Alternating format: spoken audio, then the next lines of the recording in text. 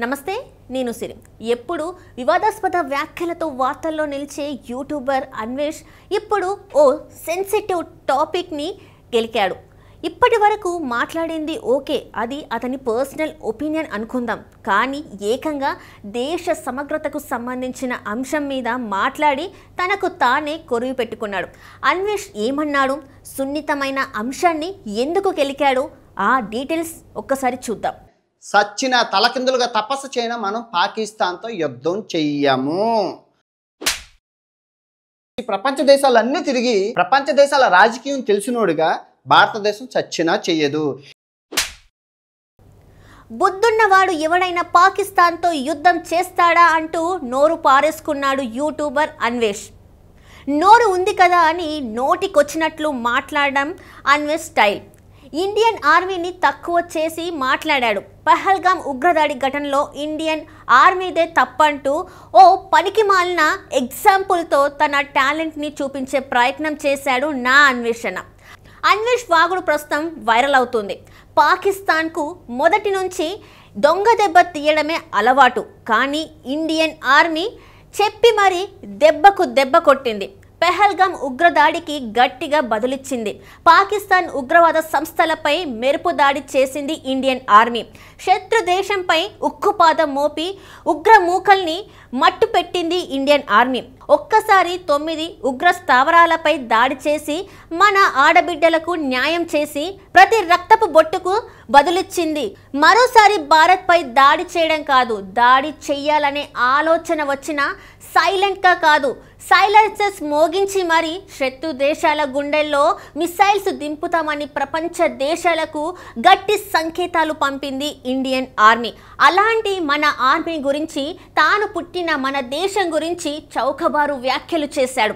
అసలు ఏం జరిగిందంటే, టెర్రరిస్టుల దాడి తర్వాత పాకిస్తాన్కి గట్టిగానే బదులివ్వబోతున్నాం అని, యుద్ధం ఉండబోతుంది అని హెచ్చరికల నేపథ్యంలో అసలు యుద్ధమే ఉండదంటూ ఇండియన్ ఆర్మీ గురించి, భారతదేశం గురించి నోటికొచ్చినట్టు వాగాడు అన్వేష్. ప్రపంచంలోనే లంచగొండి దేశం ఏదైనా ఉందంటే అది భారతదేశమే అంటూ, పహల్గాం ఉగ్రదాడికి కారణం ఇండియన్ ఆర్మీనే అంటూ సంచలన కామెంట్స్ చేశాడు అన్వేష్. నా అన్వేష్ ఎంత నీచంగా మాట్లాడాడంటే, ఆర్థికంగా ఎదుగుతున్న దేశం భారతదేశం. బుద్ధున్నాడు ఎవడైనా యుద్ధం చేస్తాడా? ఇప్పుడు చెప్పండి, మీరు యుద్ధం జరుగుతుందా? ఎట్టి పరిస్థితుల్లో యుద్ధం జరగదు. మన తెలుగు రాష్ట్రాలలో 1000కి పైగా టీవీ ఛానల్స్ ఉన్నాయి. ఇంటికో టీవీ ఛానల్ ఉన్నట్టుగా ఉంది. యూట్యూబ్ ఛానల్కి అయితే లెక్కే లేదు. ఒక్కొక్కడు ఇష్టం వచ్చినట్టుగా యుద్ధం వస్తుందంటూ యూట్యూబ్లో వీడియోలు పెడుతున్నారు. యుద్ధం పేరు చెప్పుకొని బతకడానికి డబ్బుల కోసం ఇలాంటి వీడియోస్ పెడుతున్నారు. యుద్ధం అనే సెంటిమెంట్ని క్యాష్ చేసుకొని బతకడానికి ఇలాంటివి చెప్తున్నారు. జనాల్ని భయభ్రాంతుల్ని చేయడానికి యుద్ధం వస్తుందని అంటున్నారు. యుద్ధం రాదని ఎవరైనా చెప్తే వాళ్ళు ఛానల్స్ చూస్తారా? యుద్ధం వస్తుందంటేనే అంతా చూస్తాం, ఏమవుతుంది అనే ఉత్కంఠ మనకు అవసరం, దాన్నే వాళ్ళు క్యాష్ చేసుకుంటున్నారని హాట్ కామెంట్స్ చేశాడు. దాంతోపాటు పాకిస్తాన్కి సపోర్ట్ చేస్తూ, పాకిస్తాన్ పేద దేశం, దాన్ని మనం కొట్టేది ఏంటి? అన్ని విధాలుగా నష్టంలోనే ఉంది. పాకిస్తాన్ శత్రు దేశం ఏదైనా ఉందంటే అది ఆఫ్ఘనిస్తాన్. పాకిస్తాన్ కంటే బలంగా ఉంది ఆఫ్ఘనిస్తాన్. ఆ 2 దేశాలు కొట్టుకొని చస్తాయి.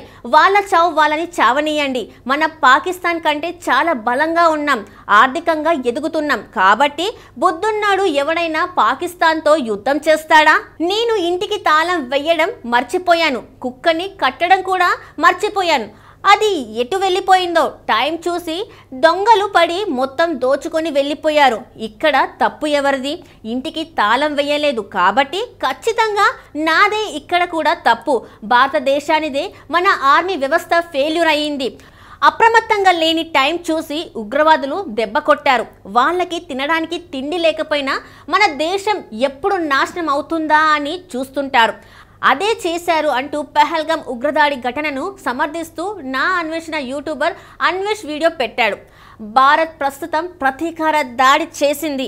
అన్వేష్కి అదే వీడియోతో కౌంటర్లు ఇస్తున్నారు నెటిజన్స్. ఏదో వాగినట్టున్నావు, ఇప్పుడు చూడరా ఇండియన్ ఆర్మీ దెబ్బ ఎలా ఉందో ఇంకోసారి నోటికొచ్చినట్టు పేల్తే దేశం నుంచి తరిమి కొడతాం అంటూ యూట్యూబర్ అన్వేష్ని ఓ ఆట ఆడుకుంటున్నారు. వైరల్ అవ్వాలని ఏది పడితే అది వాగితే బొక్కబొర్ల పడడం ఖాయం. అందుకే ఆచితూచి వ్యవహరించాలి. ఏ అంశం మాట్లాడాలి, ఏది మాట్లాడకూడదని ఆలోచించి మాట్లాడాలి. ఇలాంటి విషయాల్లో అన్వేష్ ఒళ్ళు దగ్గర పెట్టుకుంటే మంచిది అంటున్నారు జనం. దీని మీద మీ కామెంట్స్ ఏంటో తెలియజేయండి.